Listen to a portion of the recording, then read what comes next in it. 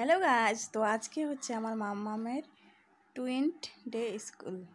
তো আজকে দেখো আমি সকাল সকাল রেডি হয়ে পড়েছি, আর আজকে ছিল ওয়েডনেসডে। তো ওয়েডনেসডেতে মানে এই ড্রেসটা পরে, তো ওই যে আমি এই ড্রেসটা পরিয়ে নিয়েছি ওকে। তো ও তো মানে আগে থেকে বলছে স্কুলে যাব না, আর দেখো আমরা স্কুলে পৌঁছে গিয়েছি। আর সব বাচ্চারা আজকে যে মানে প্রচণ্ড বাচ্চা কান্না করছে, যেহেতু ফার্স্টের দিন মানে ওরা প্রচণ্ড ভয় পেয়েছিল তার জন্য। আর এখানে দেখো মানে আমার মেয়েকে বলছি, পাপা আমি এখন চলে যাই, তুমি থাকো। তো মানে ওর মুখের দিকে তাকাতে পারছি না, ও মানে কান্নাই করে দিবে, আর অন্য কান্না দেখে আমারও ভীষণ কান্না পেয়ে যায়। তো এই দেখো আমি যাবো গা, আর ও দেখো আমার হাত ধরে আছে, তো আমাকে যেতেই দিবে না। তো দেখো তারপরে যে বাড়ি এসে রান্না করলাম, যেহেতু আজকে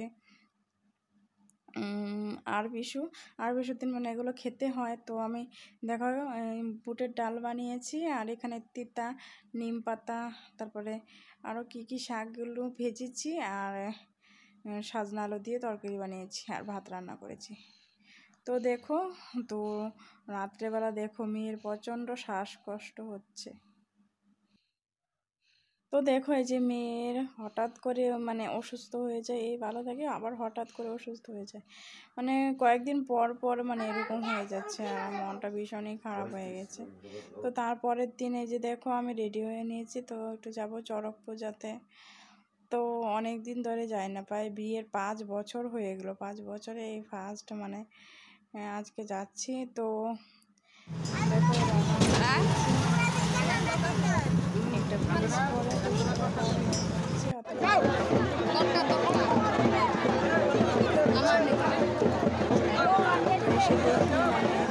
দে না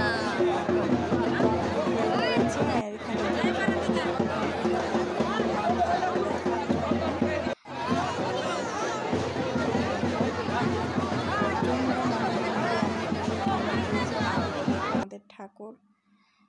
তো এই যে দেখো আজকে তো প্রচণ্ড ভিড় ছিল এই জায়গাটাতে।